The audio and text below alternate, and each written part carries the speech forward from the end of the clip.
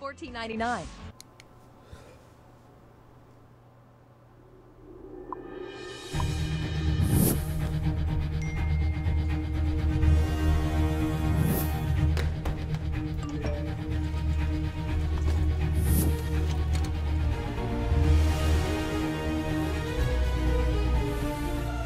Don't miss the call. Download Band. Communication made easy.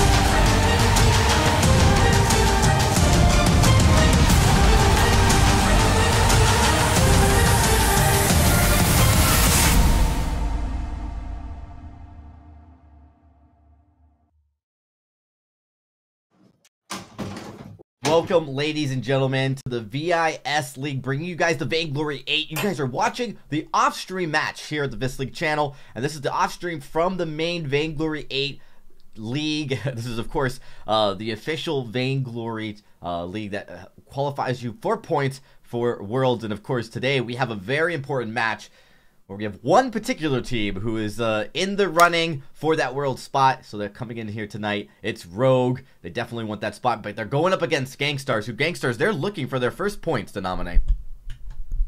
Oh, absolutely. Gankstars got to be looking forward to this matchup. You know, they're up against Rogue, though. That is one of the better teams in the league right now, I would even venture to say.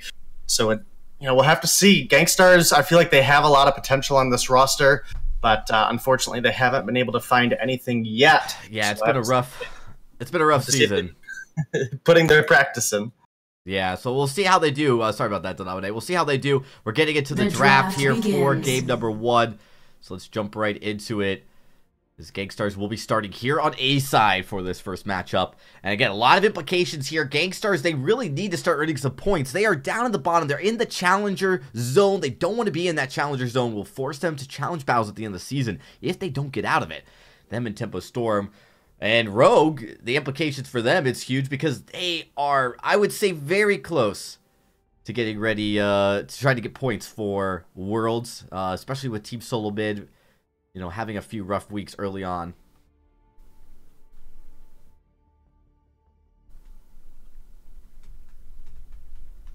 Looks like we might have a connection issue. Yeah, it looks like we did not get everybody into the draft. We're going to do a reset and get this one restarted here for everybody. The draft begins. Here we go. Alright, so we should be able to see this now as we get this restart for everybody. Hopefully we can get in. So we've seen a lot of changes to 2.9 Denominate as we've gotten into the middle. I'd say we're at the midpoint or maybe the end point. These updates usually take a long time for the meta to really come into its final form. But what's definitely been evident is the fact that these very tanky, bruising junglers like Rhyme and Cruel, man, they've really become a priority pick across the league.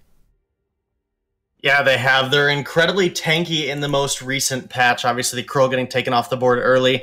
I'd expect to see, potentially we could have some Black Feather or some Rhyme bans as well if they don't get picked up here first. Obviously, with Gankstars on the A side, if we pick up that Rhyme, it'll be going into Xenotech's pocket. So definitely a lot of skill potential here on the side of Gankstars.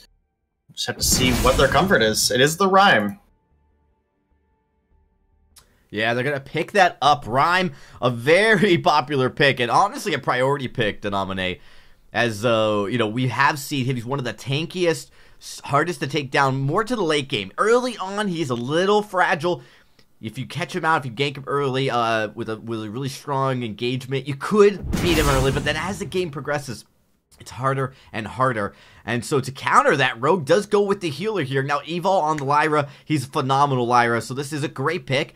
But, you know, it is a little different than what we typically see where we see counters from the support side. It's more of like a crowd control, CC, Catherine, or Arden. Here, they really want to make sure they have the speed and the heal on their side when they go into Rhyme pretty early here. Of course, granted, you have 2 more picks for Gankstars to come out before they conclude this draft, so they could go a couple different ways here. Rogue's going to ban away the Arden, which I would say, given the fact that Catherine's still available, is interesting.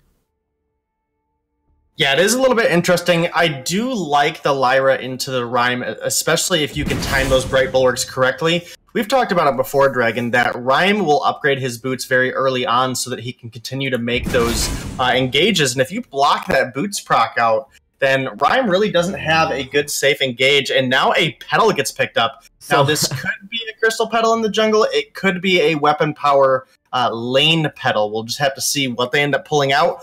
Well within Hammy and obviously Pon's comfort here in this patch as well. Yeah, and what's interesting is they ban away Arden and pick the petal. It looks like they really are okay with Gankstars taking the petal. Also, I do believe that Mac Daddy, he is a really good Arden. He's had some really good games with it recently. So that could be part of it. But it's also, you know, Catherine's not nearly as effective into more of those smaller chunk damages you get from that crystal petal. So that it might be a crystal petal that we in fact see going down to the jungle. Yeah, definitely. My Rhyme does have a pretty easy time taking down those petal munions, and thanks to a hotfix, petal is easier to target now, as heroes do have priority over the munions when targeting. So we'll have to see how they end up playing it out. You know, one Winter Spire there in the mid game can completely negate a lot of a crystal petal's weapon damage, or I mean, munion damage. So I feel like this almost assures that it's going to be a lane weapon petal. Yeah, you might be right there, because with Grace and Rhyme in the jungle, that would be almost a nightmare for Petal to have to go up against. Vox is going to be the laner, rounding out for Gankstars, and it will be a Saw. Ooh. Well, this could be a jungle Saw denominated, but we have not seen a lot of Saw play, and we know Hammy is a phenomenal Saw. I think this is going to be a crystal jungle petal for Pon.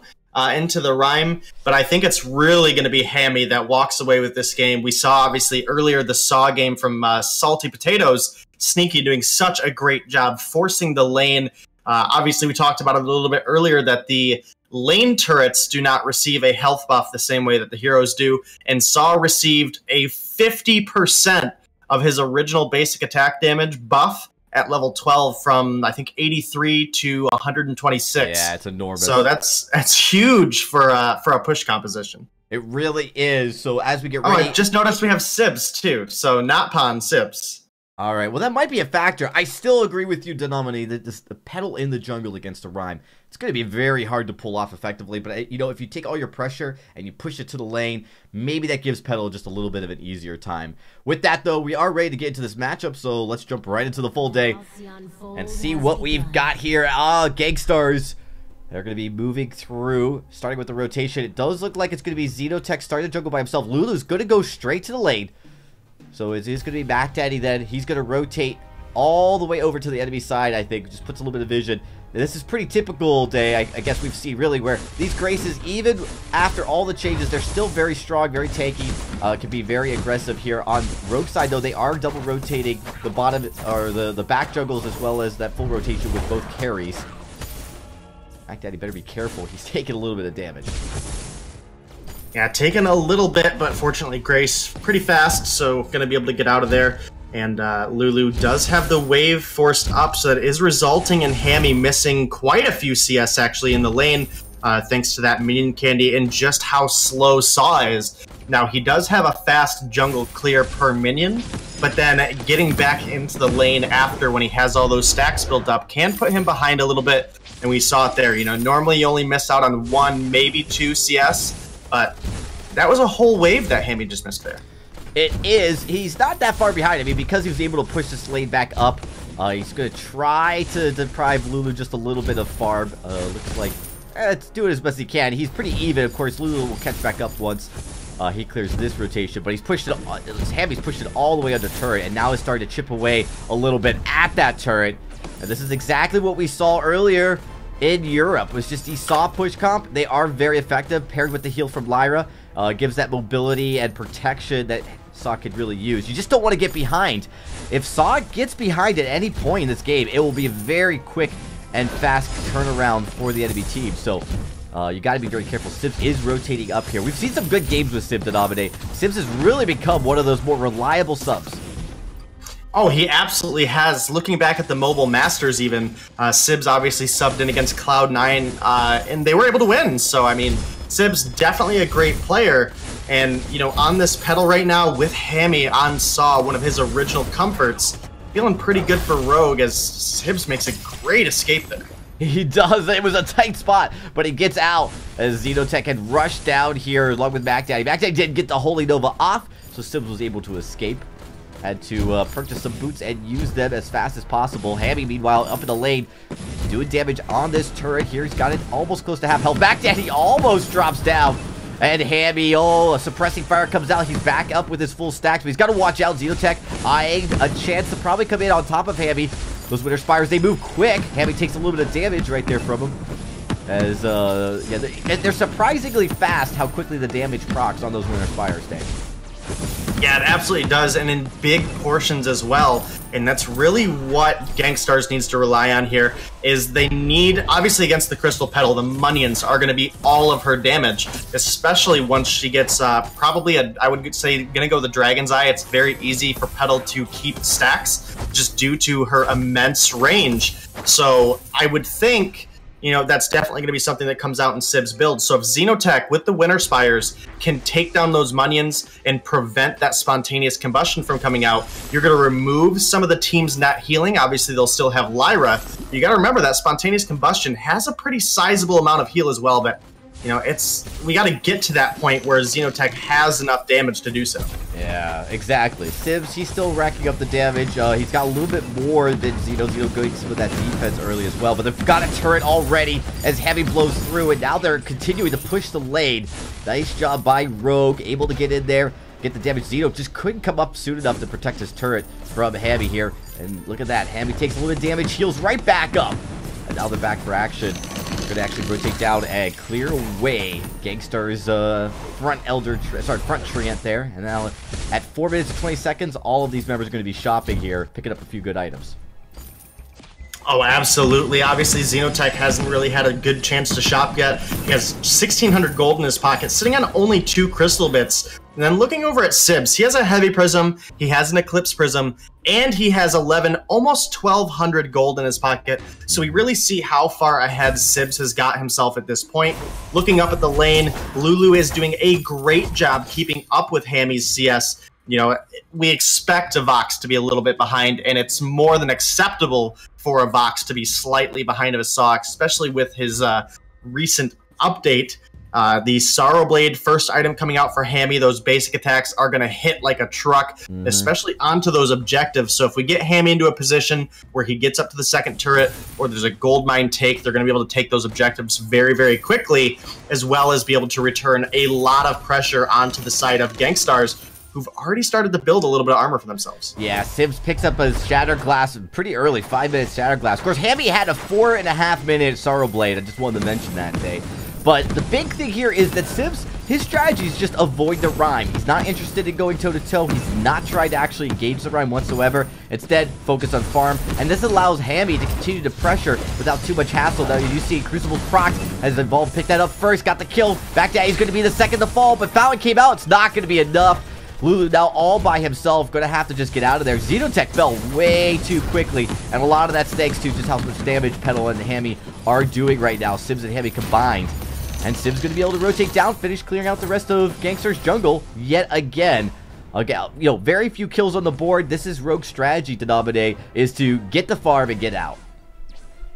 Yeah, to keep Rhyme down right now is literally their win condition. Just let Petal and Saw excel over the side of Gankstars. They've done a great job doing so. Sibs already has a Shattered Glass. Xenotech struggling to get the gold to get there. Hammy already has the Sorrow Blade and his first Tyrant's Monocle. Oh, yeah. So that's gotta be Dave, that's gotta be some hell of a record, right? Like the 2 tier 3 items, and not cheap ones at that. No, and we're not even at the 7-minute mark, and he's sitting on another 500 gold. I would almost expect him to pick up a infusion here. He instead is just going to pick up a little bit more crit instead. So he is going to be, you know, going for those critical basic attacks. He's going to chunk targets out very, very quickly, and it is going to make it difficult, even with the armor built by the side of Gankstars, for them to really handle that damage unless they're able to get in with an Atlas Pauldron, which... honestly, for Gankstars, they need to get a double Atlas. Xenotech and Mac Daddy need to get an Atlas Pauldron to get onto this Saw.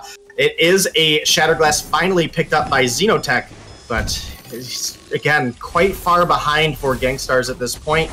And, you know, honestly, with how far away they both are from Atlas Pauldrons, it's looking like Rogue just going to be able to keep the push up. Obviously, already have 2 turrets down, taking a gold mine as well to steal away just a little bit more from Gankstars' hopes. Sibs actually secures the Elder, or the Treant there in the middle as well. So we have a 5,000 gold lead already developed here, and Rogue, they are in the driver's seat. They really are. Oh, they've got a fantastic lead, 2 turrets in. Now, granted, the soft push comps, they do need that early lead to be successful. So I wouldn't say Gankstars are completely done for. Rogue aren't completely out of the woods yet, but they are on the track to do a good job. Oh, nice. Arcade Passage goes in. There is a Valkyrie, but it's not going to be enough to slow down Rogue. Rogue goes all the way in, and Lulu's a last man standing again. Hammy's going to try to get a few shots on. He's going in, double turret, gets the kill. There's the ace. Wow. Oh, Hammy's going to pay for it with his life, but the Naminé, that is a fantastic push by Rogue, and probably worth it. A little risky to give over that kind of gold on that first kill, as you know, the little bit of a bounty there, but they are able to pick up that turret as well as get a couple kills and get the ace buff minions pushing all the way in, so it's going to hold Gankstars back even longer. Yeah, and, you know, Hammy was 4-0 at that point, so he was a sizable bounty for the side of Gankstars. We really have to look at where that gold is, because we still have a 5,000, almost, actually, we just passed the 6,000 gold lead for the side of Rogue. You know, Xeno's still sitting on 1 tier 3, as Sib's likely going to rotate down, pick up that Dragon's Eye for a second item as soon as he gets to shop. And Hammy, 3rd monocle complete, whereas Lulu has just completed the Sorrow Blade for his 2nd item. There's that Dragon's Eye, and this is where Petal really starts to be a much bigger threat. Not that he already, well, you know, wasn't already threatening, but now with the scaling damage, and we touched on it earlier, the fact that the Petal can scale during the fight so easily because of the range advantage that they have, those minions are going to rack up damage very, very quickly and make it difficult for Xenotech to be able to survive. Yeah, it's going to be really challenging here. They do try to poke a little bit at the Crystal Sentry. Crystal Sentry's low. Sibs, he is staying. He's got to be careful. Rhymes still packs a punch. He's actually got an infusion in the back pocket. Xenotech doesn't want to risk it, but Crystal Sentry's going to be dropping here, and now it's an open jungle for Rogue. They could engage. They're thinking twice about it, and now they're going to back off here and rotate around. The gold mine is kind of full. They could go for it. I would say this is about an immense gold payout right here. A little risky with all of Gankstars sitting in the wings, possibly able to rotate down. They don't see it happening. They don't know it. Honestly, I don't think there's much they can do about it. No, definitely not. It would just be kills over to Rogue at this point if they were able to contest, or tried to contest. So I think Gankstars just needs to hold out. They need to get their items built. We have an Atlas Pauldron finally for Mac Daddy B. That's a little glimmer of hope, as Hammy isn't even building any attack speed. He's relying just on the spin up. So if they're able to get in and get an Atlas down without it getting reflex blocked, they might actually find some potential. Oh, Evo goes in. Arcade Passage goes all the way through. Looking to try to get onto Vox. Vox is able to get away, and a nice route from that Winter Winds here is going to get it. Lulu E is healed up by Mac Daddy, but now it's Mac Daddy who's dropping low. Xenotech still has a decent amount of health, but Rogue, they're not stopping. Keeping to push in down this lane. They know there's no turrets for them to worry about, so they're going to keep the push. And of course, with a Lyra, able to keep your team healed up. Lyra is a little bit low on energy, but they're going to actually rotate down to the jungle now, kill this Crystal Sentry, and get something for their aggression. That's not a bad objective take. 1 life remaining on the Crystal Sentry. Yeah, and we're only 11 minutes into the game, so this is, you know, again, Rogue just keeping their advantage while they have it. Hammy probably going to pick up that Lucky Strike here when he hits shop, just because that's what he has gold for. I'd like to see him pick up some boots pretty quickly here, too. He's really got the damage to just annihilate the enemy team. So it's it's such a tough spot for Gankstars to be in, just because the Lyra is preventing a lot of engaged potential out of Gankstars, as well as the burst speed from the Imperial Sigil is allowing Hammy to get out of harm's way fairly easily while topping his health off. And Gankstars just hasn't been able to get in and be able to capitalize on that damage onto Saw when he's slowed up. Arcane Passage, Saw takes it, goes in, blowing up with the spontaneous combustions from Petal. Mac Daddy's the next to fall. It's Xenotech, the last man standing, but honestly, they don't even need to worry about him. They're going to actually, well, are they? Yeah, they actually are going to try to see if they can get the ace here. There's no objectives in the jungle to take. Oh, Xenotech, he doesn't recall in time. Oh, no. Sims is going to find him. Hammy gets the roadie run for the kill. And just like that, oh, and a Crystal Sentry respawns at the perfect opportune moment for them. Rogue's going to get the ace. They're going to get the Crystal Sentry. And just like that. Actually, no, they didn't get the ace. I apologize. I thought they got it just in time, but it looks like Lulu didn't recall in time. No, it looks like they got it. Did they Look get at it? the minions. Oh, you're right. Okay, you know what? It must have worn off on the heroes there. Sorry about that, guys. The minions did get it. They did get the ace. They're not going to get anything more than a gold mine and Crystal Sentry, but that's a lot of gold, Day.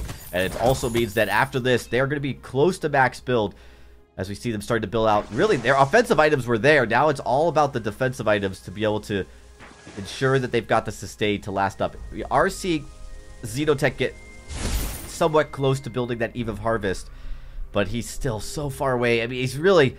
It's still another 2 minutes before Gankstars start to build out some of those second and third tier 3 items on their carries. That's a pretty massive hole to be in this early in the game. Yeah, we're not even at the Kraken spawning yet. We're still a minute and a half away from that. But with the way this game is going, Sibs and Hammy already level 12, Lulu level 11, Xenotech level 10. It's probably just going to be Rogue holding out here, unless if they find a key moment for a fight.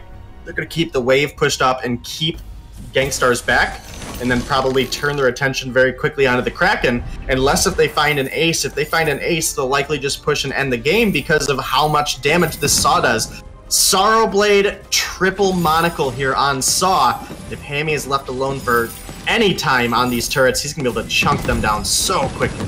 Yeah, he is trying to make sure he doesn't take too much damage. The mini wave pushed up, but Gankstars doing the best job they can to keep that wave cleared.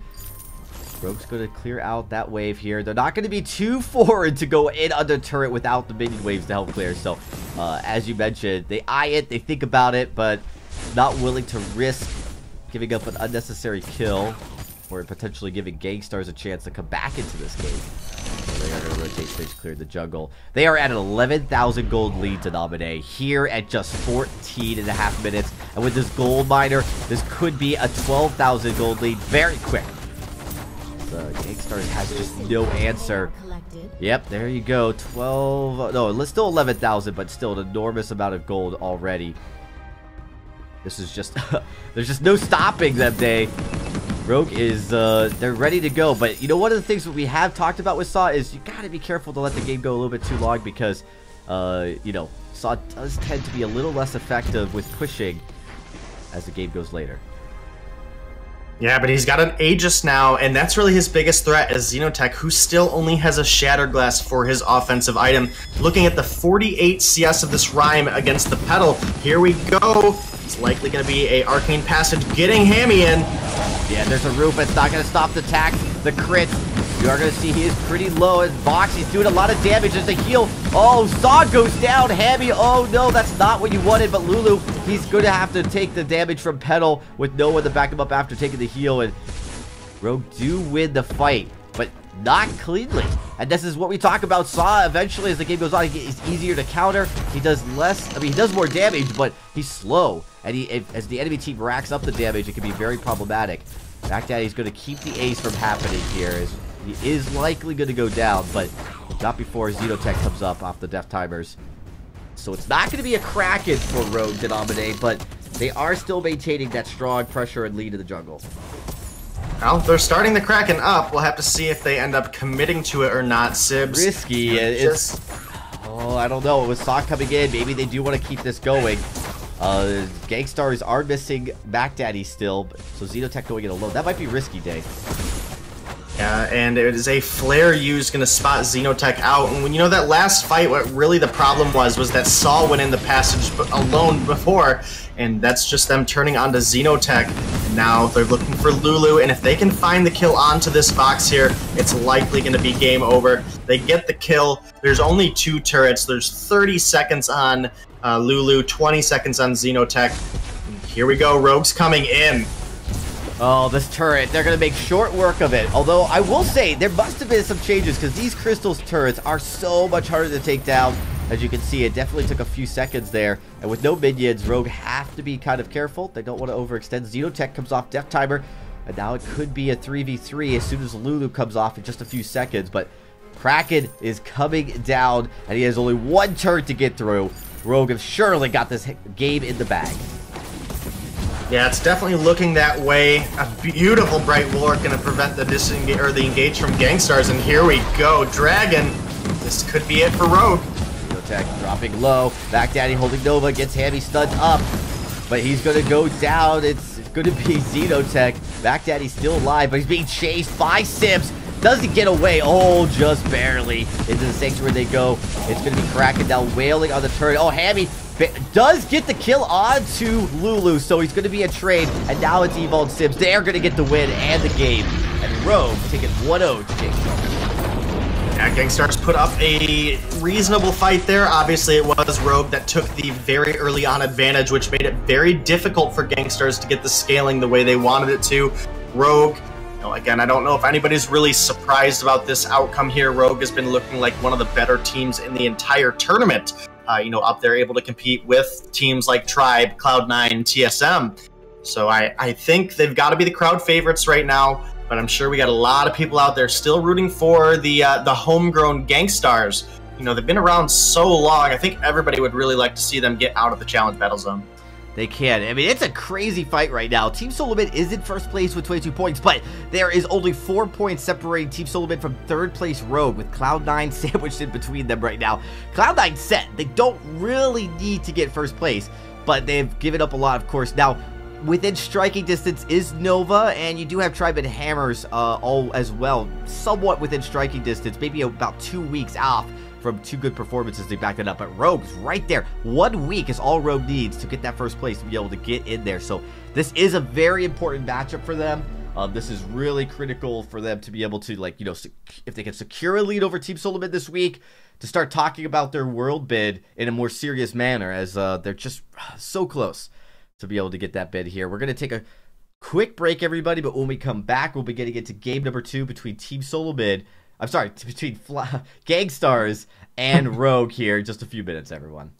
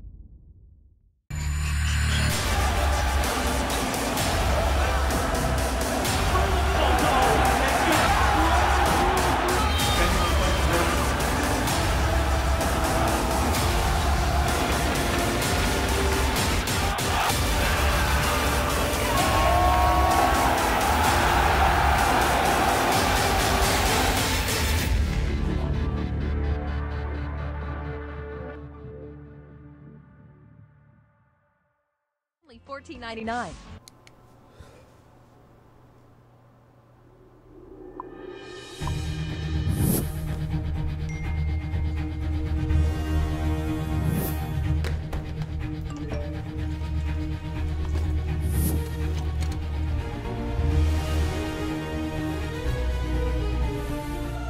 Don't miss the call. Download Band. Communication made easy.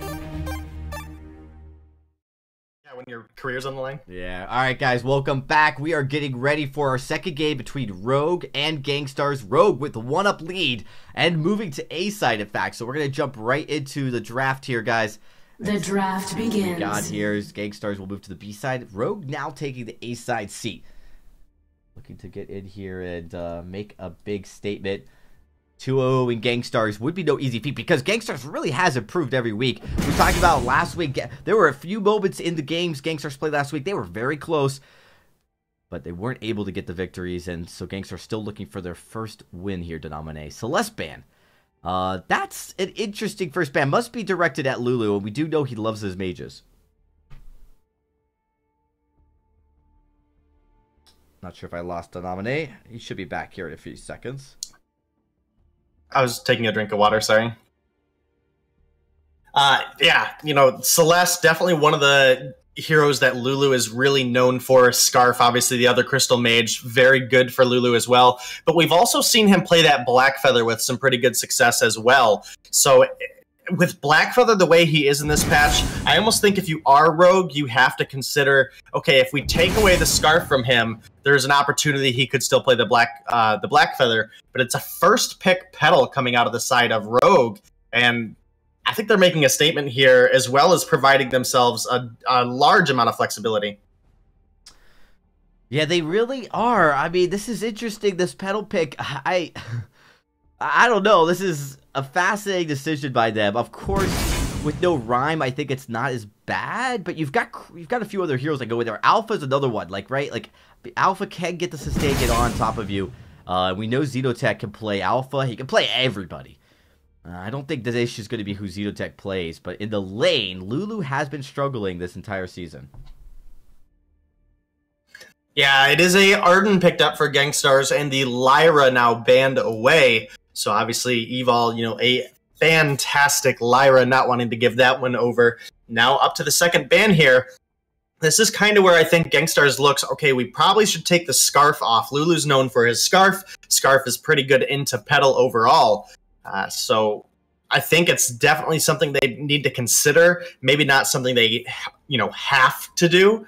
But I think with the situation you're in, you don't want to give Gankstars any kind of comfort or any kind of compositional advantage over you so that you can sweep away the second win, put yourself in a good spot. We were talking about it a little bit in the break there, but, you know, there might not be Avon C playing this week for Team Solo Mid. It's not confirmed, still up for speculation, but if TSM plays with a sub today and drops on day one, you talked about it, Rogue is only a couple points behind.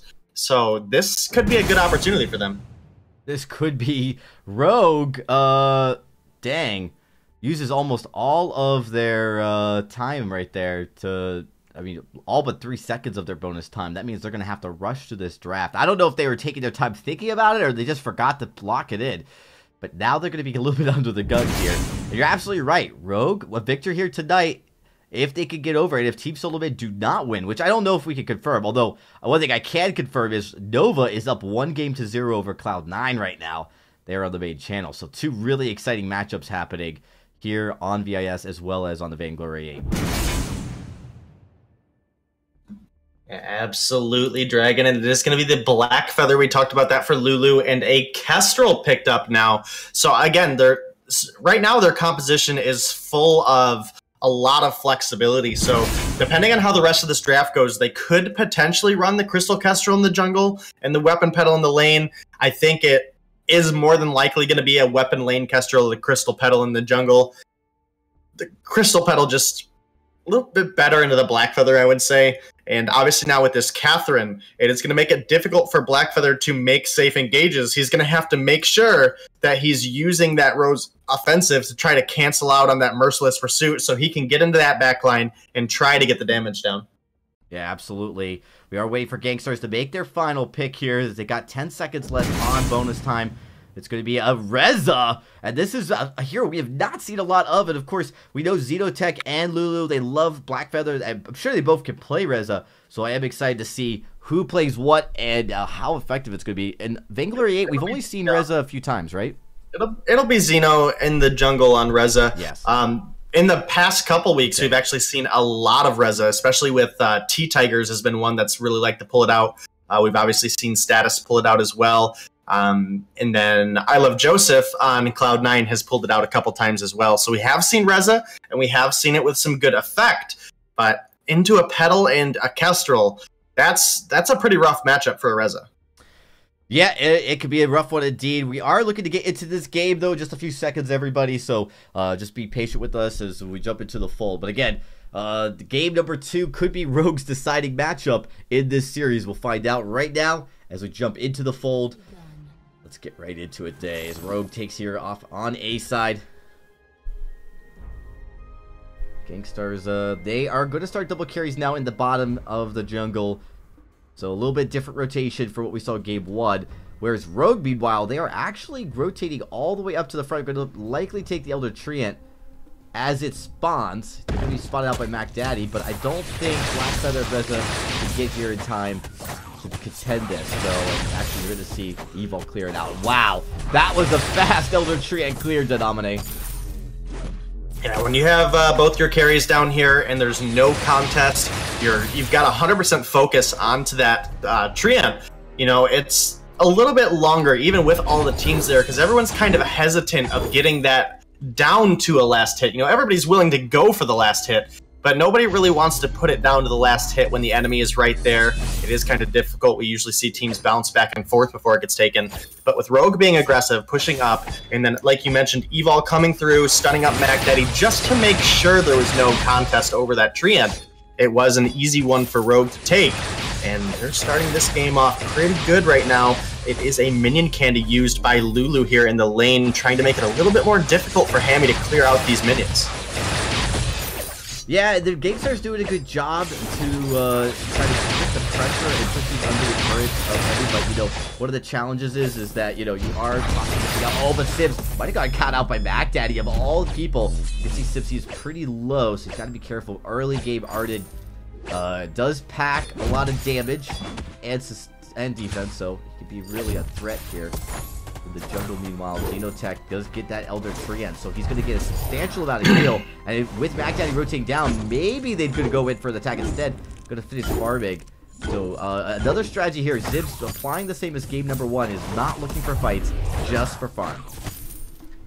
Yeah, and they did such a good job shutting down the Rhyme in the early game last game. It really hasn't been that much of a snowball yet this game, though. It was Rogue looking for very early aggression in the last game when they could find it, force the recalls, and then take the jungle off the back of it.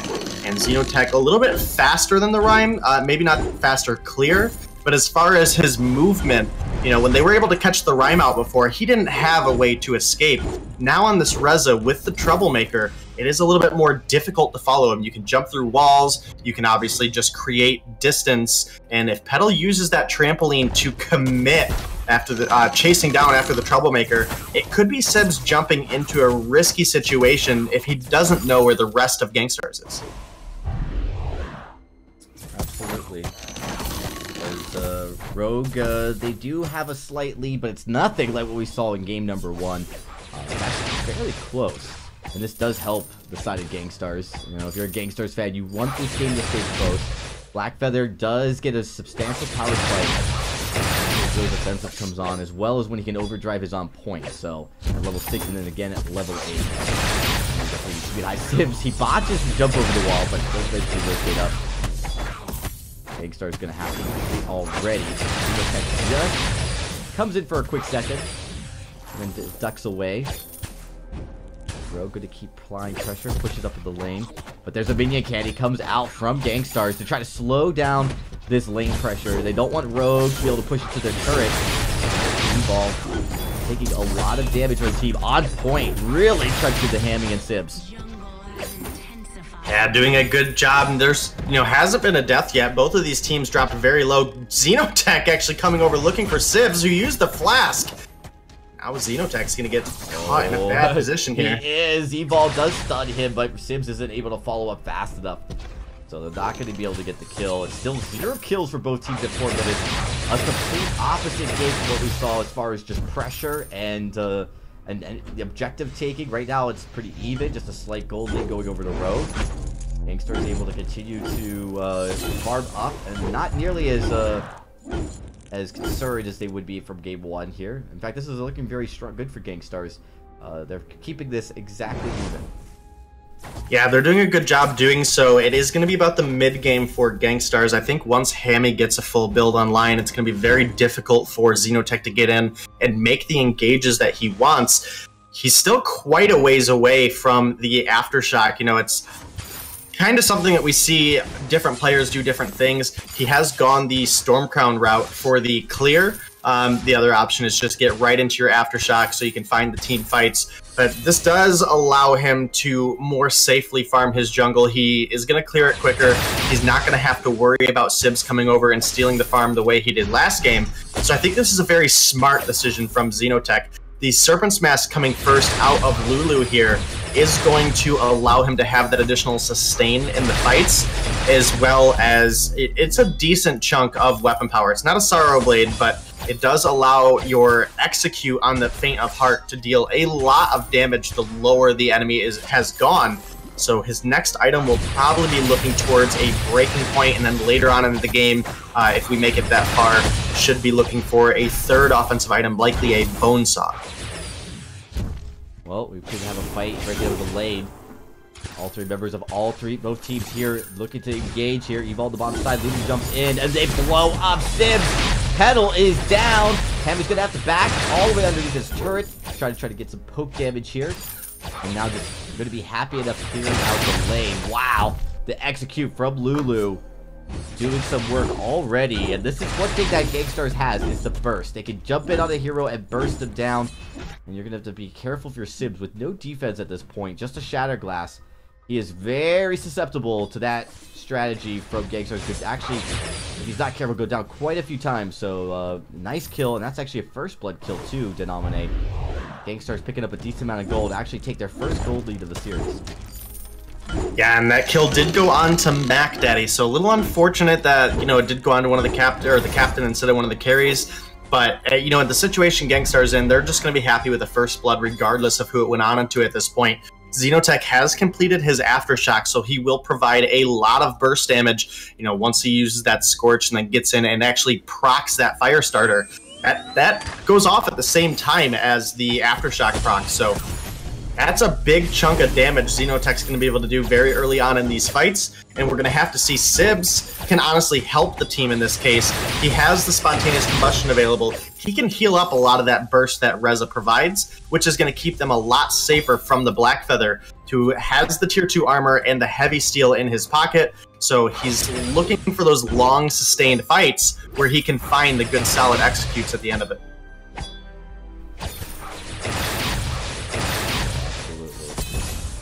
They're going to engage, but now it's actually Evolve after use the Storm Guard and get out of there as they reposition. Sibs takes a chunk. Here comes the Gauntlet.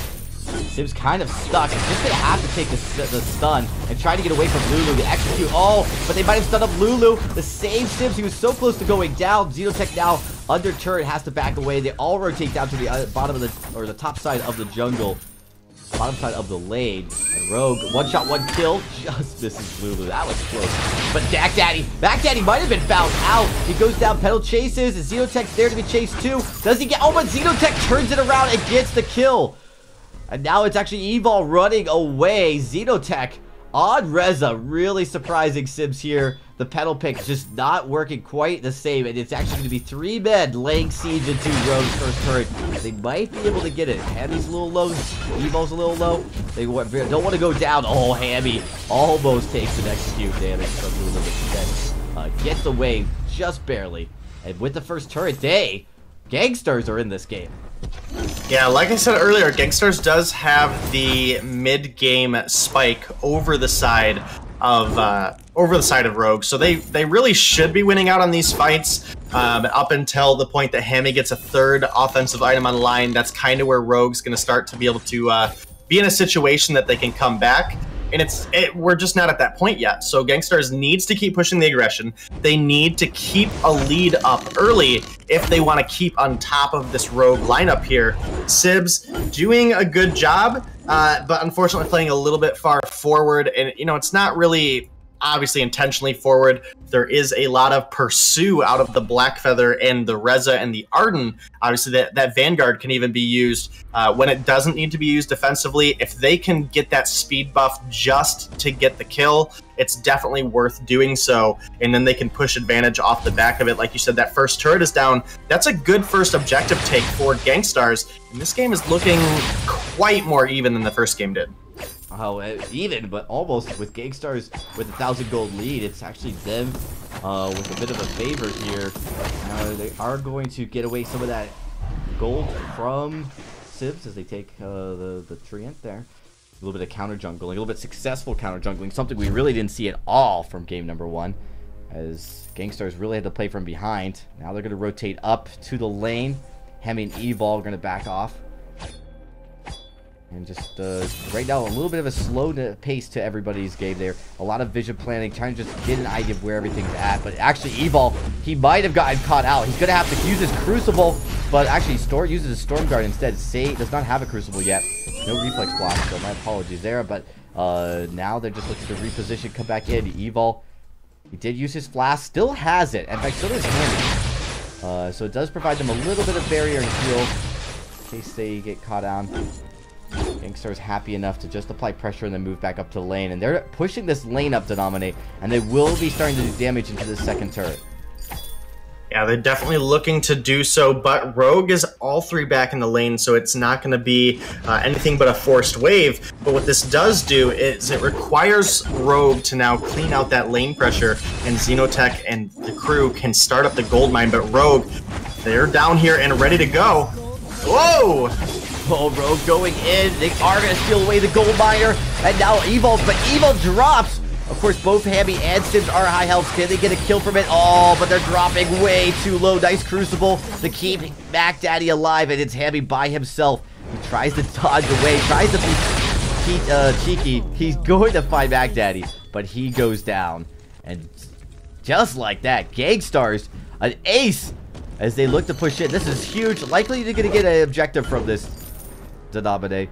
They are looking at maybe the Crystal Sentry, so not the turret, which I gotta be honest is interesting, as the minion wave does push up into the turret, but now with Evil there, they're not going to get that objective. So a little bit of different prioritization from Gankstars than what we normally see. Yeah, I do like that they pushed some form of objective. I wish it would have been the turret, since both carries were down for the side of Rogue, and there's not a whole lot of lane clear that a Catherine can do, especially when the wave is already pushed up to the turret. You know, Evol's very good at coming in and pulling those minions away from the turret, but once they're already there, it's not quite so easy to do so. Oh, absolutely not. Rogue, they're a little bit behind, 2,000 gold behind, but I think they feel like they could win this fight. They've got a Catherine late game. That will be packing a punch, building out to an Echo. Evil's not quite there yet.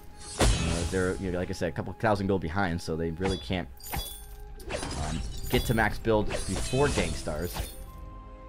Interestingly enough, you don't see Mac Daddy building out to an Echo just yet. He's instead building another Dragon Heart. So, going a different route with this Arden pick. Probably going into the War Treads next, I would think. Yep, there it is right there. So yeah, with Gankstars, their burst composition, that makes a lot of sense. Want to be able to get into the fight and get out, especially if it doesn't go their way. But also being able to chase down one of the members of Rogue would be very important. Maybe to start this gold miner here, Evolve. Flare goes out. They might have caught some vision of Gankstars going for it. Here comes Hammy and Sibs. They rotate down. Mac Daddy takes a Gliver Shot. Gold mine's almost taken. Xenotech doesn't go in, but here comes the Gauntlet. But he's stunned out of it. And now Gankstars, they want to follow through with the attack, but there comes the Silence. Silence is up Mac Daddy. Xenotech goes in with Reza. Gets the kill onto Sibs again. But Mac Daddy's low. Oh, but Lulu found Hammy, so this is going to be a nice kill going over. Xenotech does fall very close to going down. Mac Daddy and Xenotech very low. But you've got Lulu who's at full health, so they are going to start up this gold miner. Evol could probably play a little bit of a spoiler here if he knew how low Xenotech was. How low Xenotech still was. Instead, though, he's going to be okay with just getting out of there. Doesn't want to risk getting engaged upon, because you know how fast that can turn. Yeah, it's definitely looking good for Gankstars right now. They've, obviously, in a much better spot this game. Game number 1 was just a matter of Rogue pushing and pushing and pushing. So, gotta imagine that Gankstars gotta be feeling pretty good right now. I mean, off the back of... And we've talked about it before too, Dragon. Sometimes a just steamroll loss is easier to get over and move on from than a game that was very, very close and you made a mistake and dropped out on. We can look at that first game and Gankstars are like, well, we got a bad draft. We weren't ready for the Saw. The Saw really walked away with things, especially since they were doing such a good job using the Arcane Passage to get Saw into a favorable position. They'd use the Suppressing Fire when they weren't even in the fight, and then immediately that Arcane Passage would come through, and a spun-up Saw was right in your face. And now, Gankstars with the Kraken unleashed, they are definitely happy about this one. There are 4 turrets still on the side of Rogue, so there's not really any chance that they're going to be able to close out the game here, but they can get a lot of push here, and if they can get through that choke point turret, Dragon, then Gankstars is going to be in a beautiful place looking forward in this game. It is Lulu with the Serpent's Mask and the Breaking Point, and is actually looking like he's working into probably a Sorrow Blade for that 3rd item, as there's very minimal amount of weapon defense, that armor built on the side of Rogue. Well, they're in the driver's seat, that's for sure. Gankstars with the turret going down, and Kraken still above half health. And now can look to maybe push this last lane turret.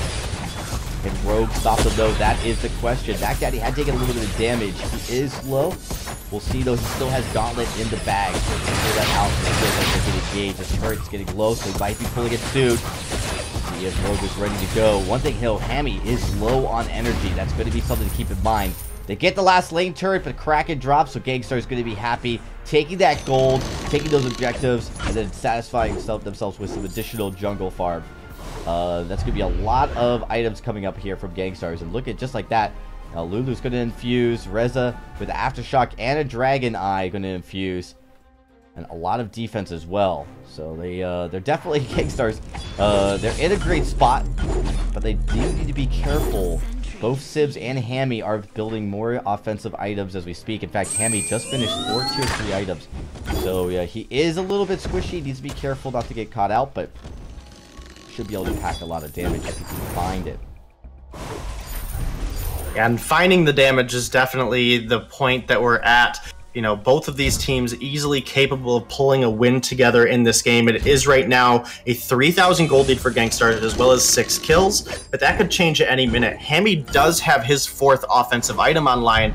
We talked about it slightly earlier, Dragon, that's really where this Kestrel is going to start to take off, because Reza and Blackfeather committing to that front line are likely going to get ahead of Mac Daddy pretty frequently. Mac Daddy has built a metal jacket, as well as Lulu, and Xenotech well on his way to 1 as well. So Hammy with the smart choice picks up the Bone Saw, and the changes to Pierce make this a needed item in this situation. Ooh, nice Gauntlet. Hammy blocks it, but Sibs is dropping very low. Hammy just needs to get on the Xenotech, and he does. Finally gets the kill, but Lulu, he might have found the execute, does find the Rose Offensive, and he's able to get the kill here. Lulu is a little bit low. Sibs has healed up thanks to the Sanctuary heal, and now it's going to force Gankstars back. So a 1-kill trade apiece, but really, Gankstars owning that fight. Rogue, they need to be worried here. They have not successfully won a single fight to dominate since about the 2 or 3 minute part of this game. So Gankstars still in the driver's seat, and they could be looking for their first point of the split. They could be doing so, but right now that 1-for-1 trade is in favor of Rogue.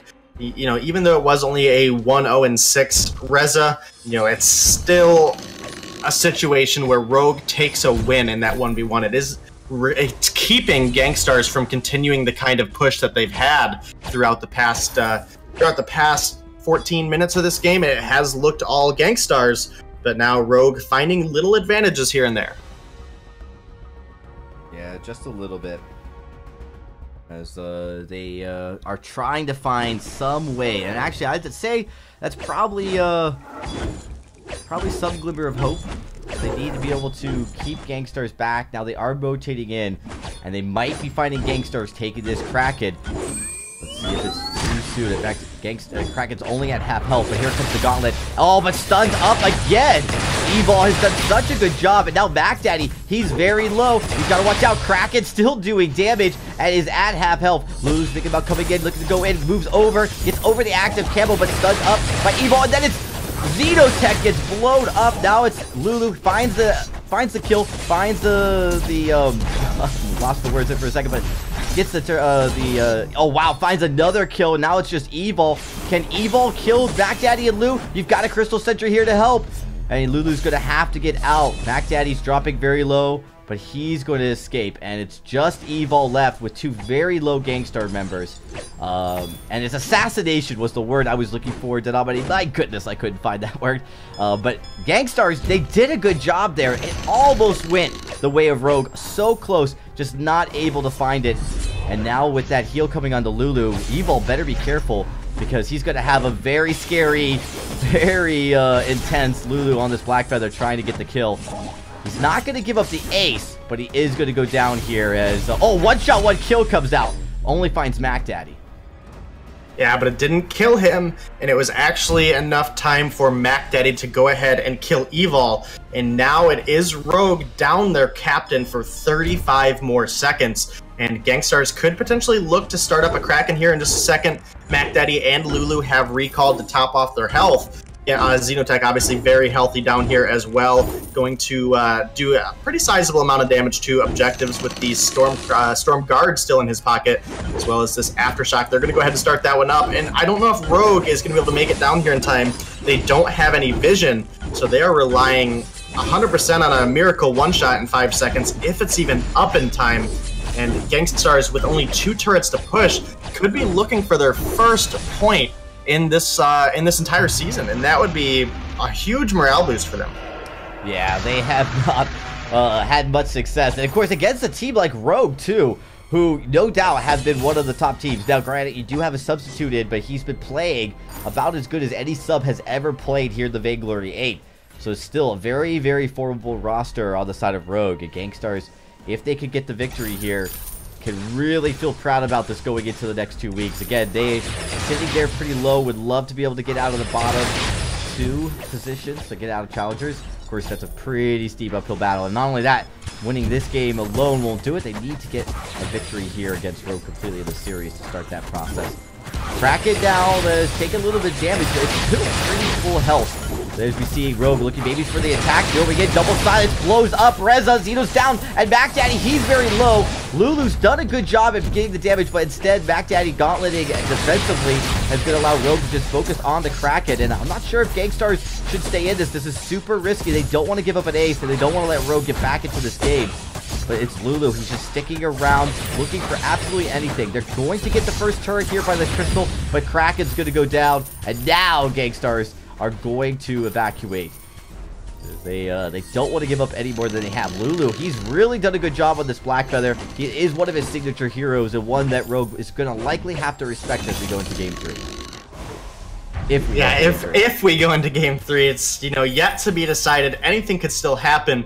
We obviously saw Evil with an excellent play in that last fight. Got the item silence with the null wave down onto Mac Daddy, and then was able to get a double silent, or I mean, not the null wave. What am I? Null wave.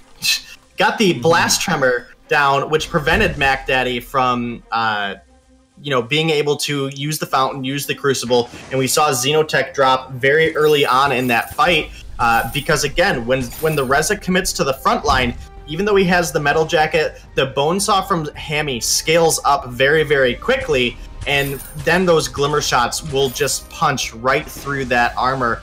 And it's, again, this is the best opportunity now, the later the game gets, for Rogue to be able to pull out a win here. And with the echo from Evil, getting those double silences is absolutely key. I actually almost would think that Xenotech should probably build into a second Crucible for the team, because if they do get silenced up, then it's going to be Rogue walking away with the fights, and the Blast Tremor is ready to go, as well as the Echo. So here we go, Gauntlet over the wall. Oh, and he had to use a reflex block while he did it, because he's been stunned up so many times. Div gets down. There's a nice block, blocking the silence, but the second silence is not blocked. Sims barely survives as it's Hammy that goes down, but with one member down, Gankstars should have a clear path to actually get this last turret. But they have to clear those minion waves first. We know these Crystal Sentry turrets are no joke and no slouches, but here comes the minion wave. Here comes Gankstars, and they are just this close to their first victory with 32 seconds left before Hammy comes out. This is going to be absolutely a nail-biter. Barriers down. Gankstars could turn their attention. We'll see what's happening here. Mac Daddy and Team Lulu, they're going for it. The barriers come back up, but they've almost got the turret, and they do. Xenotech, oh, he survives. The Fountain comes in just in time, and now it's Lulu. He's got the damage, and Gankstars have their first victory of the autumn season. Gankstars pull out an amazing victory over Rogue here, Dragon. That, you know, it's only Gankstars' first point, but this is really the first sign of life we've seen from Gankstars this season. And to take a game off a team like Rogue, that's really got to feel good for them. You know, again, I'd throw Rogue up there in the top probably 3 teams right now between Rogue, Cloud9, and obviously Team Solo Mid, who's sitting up there in the #1 point. Their seeding right now does prove it as well. They're only a couple points behind. So we'll have to see how the rest of this game number 3 goes. And if Gankstars can pull off a series win here, that would really hurt Rogue's chances at getting to that world spot. Obviously, the team that places the highest underneath, you know, whether it's above or below, as long as they are the highest seeded team other than Cloud9, that team will get that final world spot for the Singapore tournament in December. Absolutely. So this is a huge moral victory for Gankstars. I'm sure they feel really good about it because this has been a rough season for them.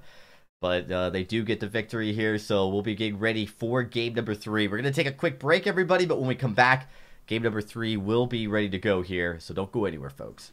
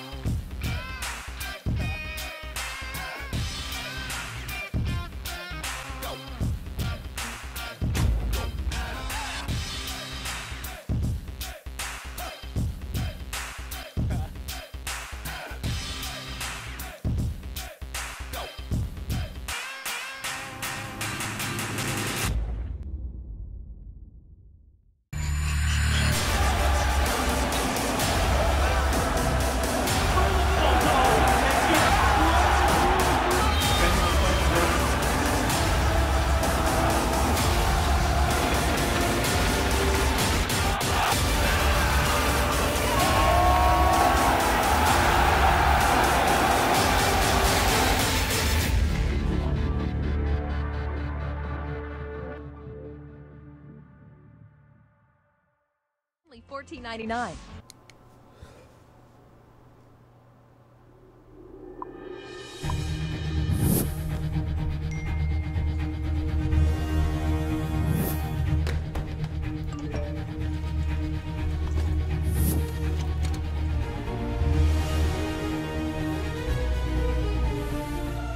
Don't miss the call. Download Band. Communication made easy.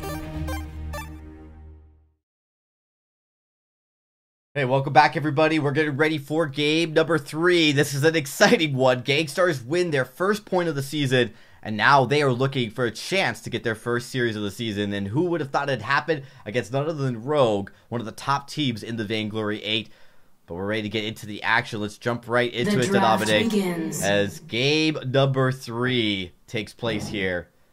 Gankstars back onto A side. And gotta be honest, you know, a lot happened that game, a lot of which would be, I'd say, Rogue, interesting decision to go with the pedal again, and then moreover, kind of interesting to allow the Black Feather pick by Lulu. I think that that's one thing we might see change here, is that Lulu, definitely known as one of the better Black Feathers here, competitively.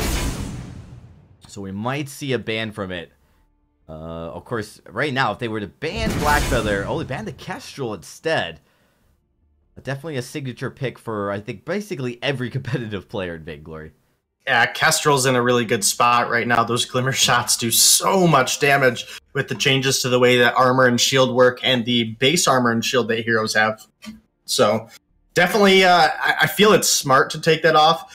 Hammy had a great performance last game on it. They just weren't able to find all of the kills when they needed them. And now I think this is a pretty decent time that they could potentially pick up a Rhyme here on the side of... it should be Rogue back on the A side, right? No, but they want that Blackfeather. They really want Lulu on Blackfeather. And although his win rate's not perfect, he is a very good Blackfeather, so they prioritize this. But it's risky, because now you let Rogue basically counter your pick for the rest of the draft. And we'll see how they work on it. I actually think with Rhyme still available, I'm surprised they didn't pick Rhyme first. Gankstars is sure to ban it away with this next ban. Oh, wow. No, the pedal ban. Yeah, pedal taken off the board, so that's going to put Sibs probably on the Rhyme at this point, I would say. Rhyme pretty good at sustaining in the fights, very good overall hero this patch. And knowing that you already have one melee hero on the board, very likely going to go on to Lulu based on his performances, I think it would be a reasonable pick. The other one on the board that we don't see very often that I would like to see eventually is some of that Ozo gameplay, very good as well, but it is that Rhyme we just talked about. So Ozo does actually particularly well into Blackfeather. So, you know, it is possible we could see some Ozo here up in the next coming weeks, Dragon. Yeah, it's definitely possible. Ozo has come in and out of competitive matches in 2.9. But again, not as many players have played Ozo. I think that he's, you know, as far as skill cap is concerned, not quite where it's at. Gankstars could be going with the same draft they had last game. I mean, Xenotech really might have loved being on that Reza. The only difference here is I think the Rhyme is a big change for Rogue's draft here than from at the pedal. And even with Blackfeather, they got to be extra careful because Rhyme can really snowball. He loves melee, that's for sure.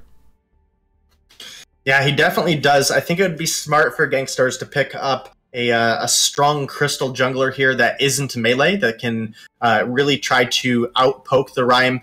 You know, particularly looking at possibly a Sky for Xenotech would be, you know, something ideal, as well as possibly, you know, maybe a Celeste or a Scarf. Maybe not the most fitting of his playstyle, but we obviously don't want to commit into the triple melee into a Rhyme and a Lyra. Interesting. Yeah, I think we might be okay here. We might have had an issue. Okay, good. The draft is fine. We had a little bit of a hiccup there, draft, but it's been sorted out, and it's going to be a Vox actually coming out for Gankstars. Now, if it's a Vox, I mean, is this a jungle Vox? We've seen this already once, or is this going to be Lulu in the Vox and actually the Blackfeather played by Xenotech? It's probably going to be Lulu on the Vox, which, with his Blackfeather performances, I'm going to have to say I don't like. And it's a Saw again coming out of the side of Rogue. And I definitely don't think you want to match the Blackfeather up against the Saw in the lane. So I think it's definitely going to be Lulu on the Vox with a Crystal Blackfeather for Xenotech. And I can't stress how important it's going to be for them to get in and try to get an Atlas down onto Hammy. Yeah, they definitely need to be careful. Game 1 against the Saw was an absolute disaster for Gankstars, but they have some time probably to think about how they played that game. And of course, with the Vox pick, I love the Saw last pick in this case because there's really no way to counter the Saw. You're really just stuck saying, all right, we're just, no matter who we play, we are going to be stuck going into the Saw. So that is unfortunate, but you know, again, they have time to think about it. I think the Grace pick here could be really helpful if Grace could get in on top of the Saw and holding over the Saw. Once Saw is stunned up, once he doesn't have the mobility, Hammy will be a sitting duck. So on the side of, you know, if you're on the side of Gankstars, I think you know your win condition. You just have to execute on it. Absolutely. Absolutely. All right, everybody. Well, we are getting it to game number 3. We're going to jump down into the fold. Denominate. Let's take it away here as Gankstars will be starting off this game hoping to get their first series of the season. Yeah, definitely going to be hoping for it, but will they be able to pull it off against Hammy's Saw that looked so good in the first game? They closed that game out incredibly quickly. They really did. We'll see, but again, it takes a few seconds for everything to come online. So a few mistakes early could change how impactful the Saw will be in the first few minutes. As we see, Lulu actually does go right up to the lane with this Vox. So it is going to be Vox in the lane. And with the Crystal Blackfeather coming out, you'd expect a weapon Vox, but there's definitely some, with Orion, there is some merit to having that Crystal Vox. We have seen it come out. I just don't know if double CP would work out as well. Easy to counter by the side of Rogue. Yeah, rough spot, but it is Gankstars taking away this Elder Tree on the first rotation. Evil and Hammy already up here in the lane trying to get some pressure down. They're doing a good job. Lulu is already forced to use his Flask, so that's a pretty long cooldown as well as a bit of sustain here. And, you know, we don't have the early game heals on this Grace. It is going to be about that late game.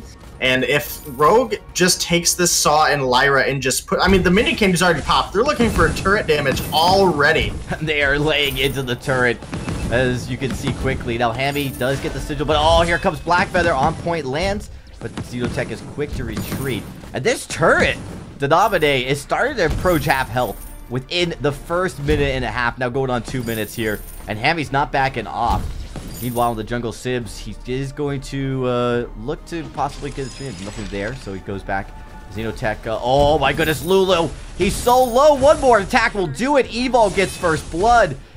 And now this is going to mean Hammy can stay in the lane and keep pushing. Xenotech is full health, but he's only at level 3, so he doesn't have quite the impact early on. Hammy actually has to really run out of there thanks to the on-point damage still being pretty large. And Gankstars are able to keep their turret alive at 2.5 minutes. Yeah, I mean, it's been nothing but aggression out of Hammy so far, and that turret's already under half health at this point. So I have to think that, you know, Hammy is just going to look to get back up here in the lane with Evol and really start to push and try to, you know, get that first turret down. Any advantage they can get early on, they need to. Again, the Lyra Saw so good at pushing, and, you know, denying Lulu any farm that they can at this point is really key. Keeping this Vox down is you know, the entire win condition at this point of Rogue, and getting that first turret down makes it so difficult for Vox to farm his wave against the Saw. We might see Hammy. He's looking to eye in. He's going to have to back off. Minion Candy coming out from Gankstars now, but here comes Sibs as they're going to jump in. Lulu, oh, gets rooted. He gets blown up, and now this is going to be a nice push from Rogue, and they could be at 3.5 minutes getting their first turret. Xenotech has to come up here, does get it on point, but there's the turret. It's down, and just like that, Saw push comp, it is pushing. As Rogue have to feel pretty good about this. Rogue Sibs, is he going to recall away? Oh, he's not, but he's going to be okay. Oh, Back Daddy holding Nova, locks him up.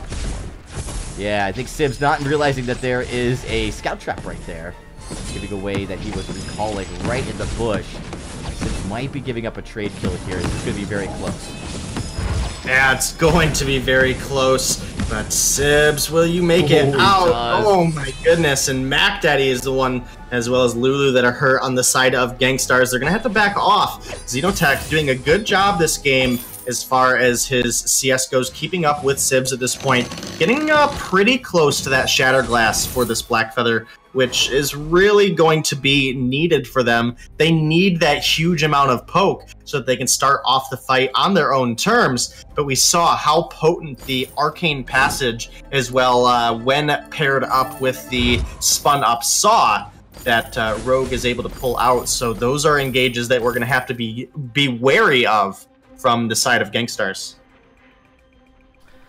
Yeah, now I will say they're only down about 2,000 gold, so it's not a huge deficit. And of course, the Blackfeather, as we get to the late game, is just going to absolutely shred through the Saw. Obviously, these bright bulwarks are going to be an important part of keeping him alive, as well as the sigil. So, but once Xenotech hits that level 8, overdrives, he's on point. He's going to be looking to get on Hammy quite a bit. So that's the matchup that you guys are going to want to focus on and going to want to watch. Unfortunately, Lulu only at 32 CS, so he's a little bit behind where he needs to be. And now Rogue might be actually eyeing this next turret here, as the barrier is going to be popped off right about now. Yeah, definitely looking for it. And obviously, you know, with 2,500 gold lead there, very comfortable here pushing with the Saw. They've got the wave, constantly forced up here. And it's going to be about Gankstars, trying to clear that wave out at this point without taking too much damage in return, which thus far has not really worked out too well for them. So I'm a little worried for Gankstars in this position, but they've got an opportunity now with Hammy losing his stacks. Yeah, he loses the stacks here. He doesn't have the suppressing fire up just yet. Oh, there it is. Uses it. And now he's going to help clear away the farm. Again, they're trying to clear the farm, but Gankstars doing a good job at just keeping Rogue at bay. There is a recall coming from Mac Daddy of maybe a small window. Sibs looks to go in. There is a Winter Spire, but now with Rogue not being able to successfully get this turret, they are going to back away and unable to even clear out the farm. This Blackfeather pick has been the difference maker here so far in both game 1 and 2, or sorry, game 2 and 3. Yeah, it definitely has been, so you've got to be looking for it. And unfortunately, again, Lulu has had such good performances on the Blackfeather. I'm a little disappointed to see that he is playing the Vox. I don't think it's really the best of his comfort, so I have to see what they're able to get on top of it. I don't know. I don't know. I'm not feeling the love for Gankstars right now. I hate to say it, but I'm a little worried. I mean, they're definitely behind, but they've been able to last a lot longer than game number 1. So they've got to feel better that their performance against Saw this game has improved. Improved substantially, actually. Only down 2,000. At this time last game, they were down by like 4,000 or 5,000. It was such a different game. Gankstars, they're looking to rotate down. They might have found Rhyme going for the gold miner all by himself. But now, instead, they turn their direction. It's Saw up in the lane. He's going to get the turret. Does he get it? He does. Bulwark comes up, tries to protect him. And now he's trying to get attention on the Lulu. Lulu drops down. Xenotech rushes in onto Hammy. Doesn't get the kill, but Holy Nova finds Rhyme. And Hammy, nice job taking the arcade passage to reposition around that fight. Actually survives. Unbelievable job by Rogue. Gets the turret and not giving up a kill. I would call that a master of disguise, as they were able to kind of bait Gankstars into the jungle with Sibs looking to kind of, I think, falsely take that gold miner. I don't think they were serious about it. No, definitely not. And, it's definitely... It's Gankstars holding on at this point is really what's going on. They need to get Xenotech and Lulu online, and anything they can do to prevent Hammy from really running away with everything is really opportune for them. As, again, the Lyra and Saw combo is just so deadly in the early game. I mean, even that on point barely hurts Hammy. It's healed right back up by an Imperial Sigil. And they're just looking to get the gold mine at this point. And Lulu trying his best to force this wave up, make Hammy miss out on anything he can. This is a pretty smart play out of him. No, that absolutely is. Again, they do actually... Oh, Lulu, he might have went too far. He tried to get damage on the turret, gets locked up. There's a root, there's a kill. And now Rogue find another, and they're going to be able to push again. And their gold lead's starting to swell, Denominate. They're starting to find the objectives. They're starting to find the kills.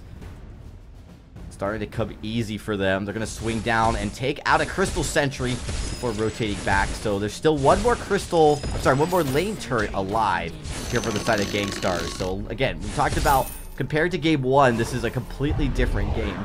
Just because of how much longer it's taking Rogue to get to where they want to go. But if you're Gankstars, you still have to be so careful, because one bad ace and the game could be over.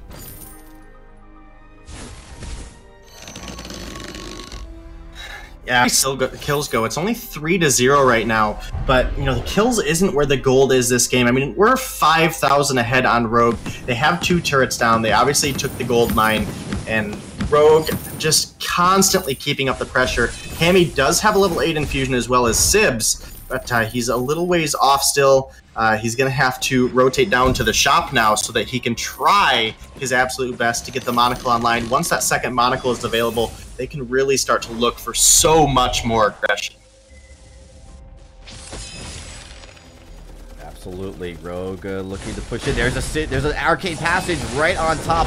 Lulu has to be careful here, but now it's actually Hammy dropping very low. Blackfeather gets the kill, and this is what we talked about. Blackfeather late game will be an absolute disaster for Saw, but it is Rhyme finding the kill onto Blackfeather here. Gets the kill onto the Vox. Lulu goes down. Now it's just Mac Daddy left, and an ace here would be absolutely devastating for Gankstars. One more auto attack will do it. Now Rogue, looking a little worrisome there. With Saw going down so soon, they still managed to get the ace to dominate. And I don't know if they've got enough in the tank to get the turret. Oh, yeah, they do. Just barely sneak it in there. And now they're going to have to back away. But a nice job by Rogue, and at 10 minutes have cleared all lane turrets from the map from Gankstars. Yeah, and that choke point turret being down at, 10.5 minutes is key for Rogue's push here. Now, 4 minutes away, we'll have the Kraken spawning, and if we get to that point and Rogue is the ones that are, able to secure the Kraken, it's going to be so easy for them to push. And, they're looking for another gold mine here, but Gangstar spots it out, and they're coming over. But an Atlas is down onto Lulu and Zeno. An Atlas is down. Gankstars, they want this fight. They might have found Hammy again. Does he get the kill? Lulu gets the heal from Grace, and he's still alive. He does finally fall, but it's Blackfeather who might be able to clean this up. And now Evil, the last man standing. Gankstars might have finally found their window here. They are looking to push. Oh my goodness, and now Evil, he's trying to just dodge out. He is being very streaky, but eventually does go down. There's the ace. And Gankstars, whoa, in this critical game 3, they are pushing.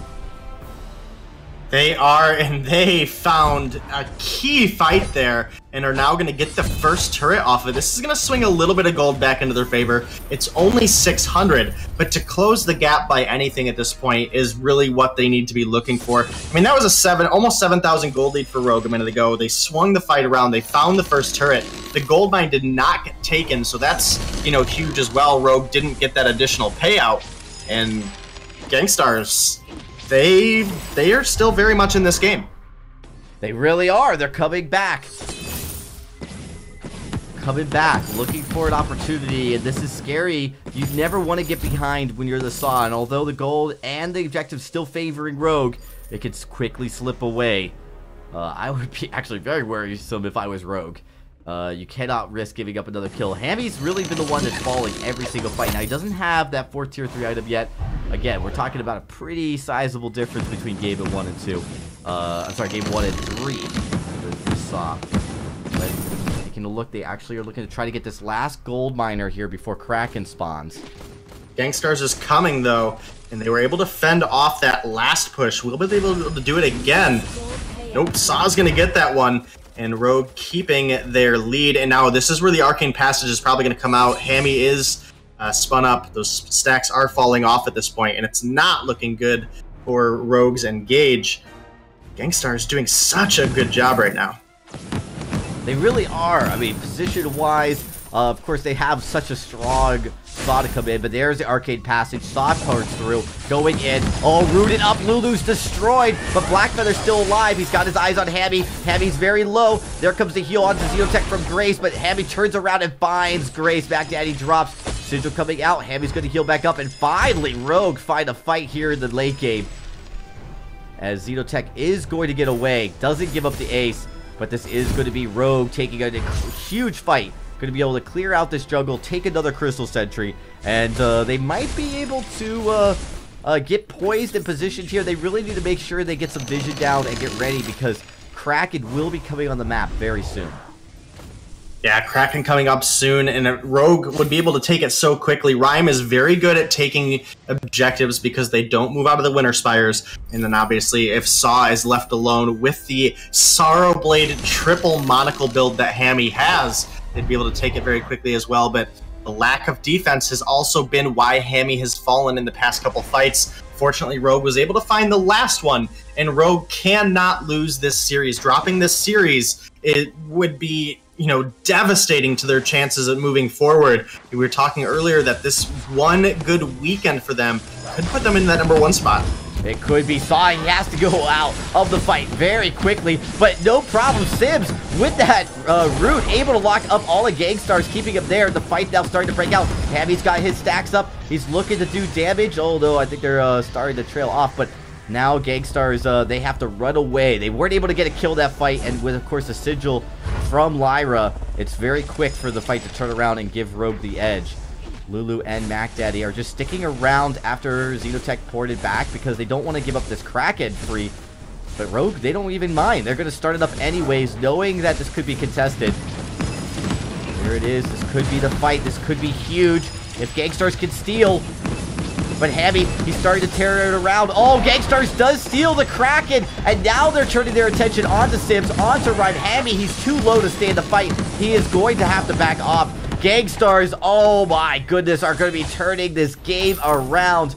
And again, a risky Kraken take by Rogue really set them up for that. There was no need to go for the Kraken. They should have honestly backed off and turned on the Gankstars, but instead, they played with fire and they got burned to nominate. Yes, they did, and now Gankstars' second turret is down. Kraken does get hit by that percentage of health reduction that it gives, and they're now looking for a choke point turret of their own. I think they can take this one, but they'll probably have to back off after it, as Hammy is taking... Oh, here comes Hammy! Hammy going in, finds the kill. There's the root. There is Vox. Lulu's down, and it's just Xenotech left. Can he survive? He doesn't want to give up the ace. He is just absolutely running for his life, but I don't think there's anywhere for him to go. He is going to give it up right there. There's the ace. And now, I think Rogue, they're just too far away from the enemy's turret to worry about, and they're going to have to take care of this Kraken. So they're going to do a little bit of damage here. They probably could have I don't know if Kraken would have made it all the way to the last turret, but they decide not to risk it. Yeah, at this point, that would have been an incredible risk with the death timers as low as they are. I mean, Lulu and MacDaddy are already up. So by the time they made it to the base, that would have been a contested fight with a Kraken marching into their base. So I do like that they ended up pulling off there. It is the smarter call. And now Rogue and Gankstars both in a good spot, really. I mean, either team that wins a fight at this point should win the game. Exactly. This is an absolutely important fight now for both teams. And of course, Rogue's been doing a good job. I mean, they still think they have it. The challenge is that Blackfeather is just so slippery and Hammy dropping solo so quickly. A lot of this has to go on to just protecting Saw sooner rather than later. They are going to get this, eliminate the sentry, so there's no more crystal sentries to be protecting the Gankstars jungle.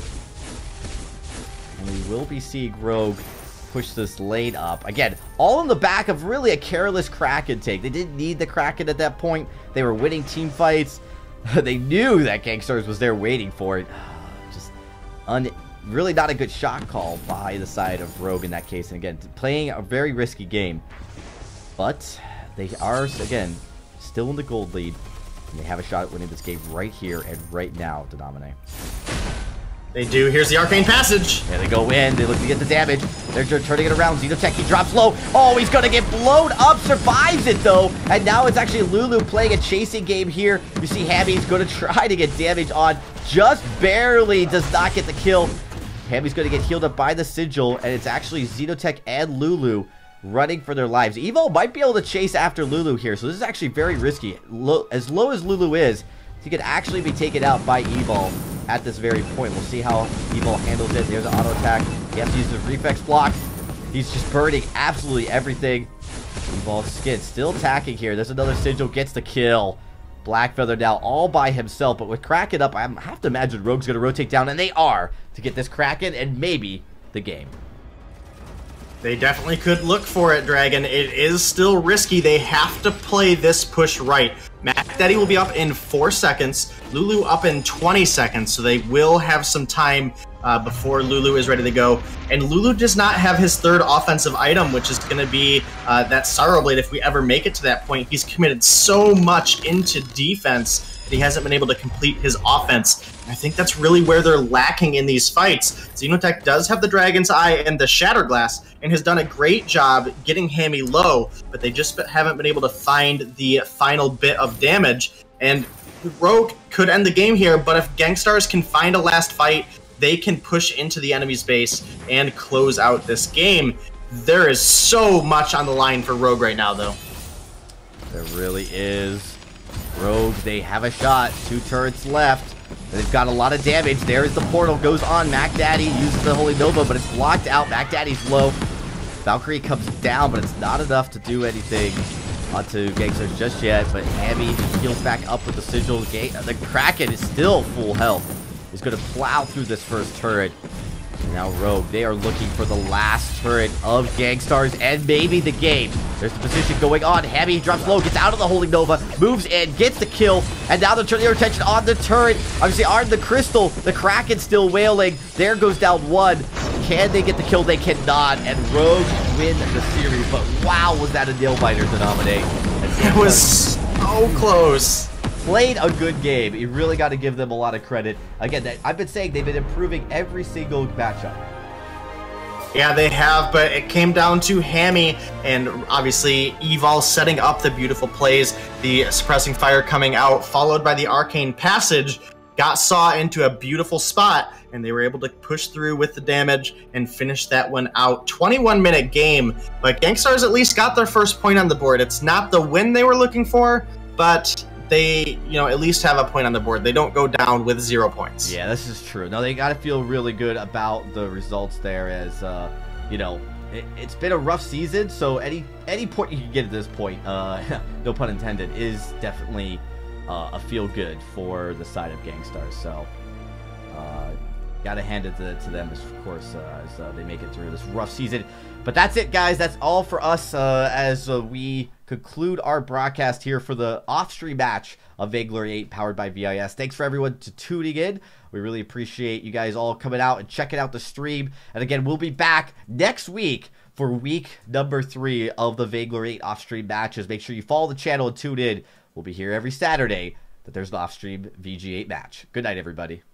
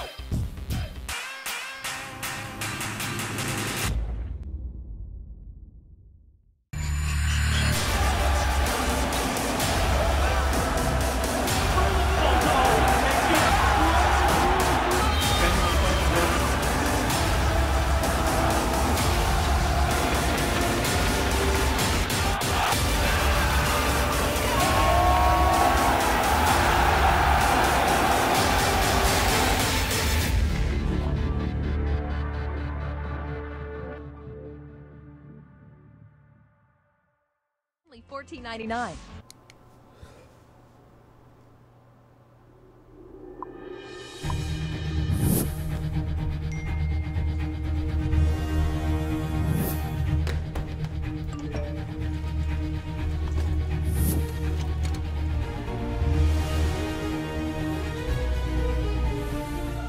Don't miss the call. Download Band. Communication made easy.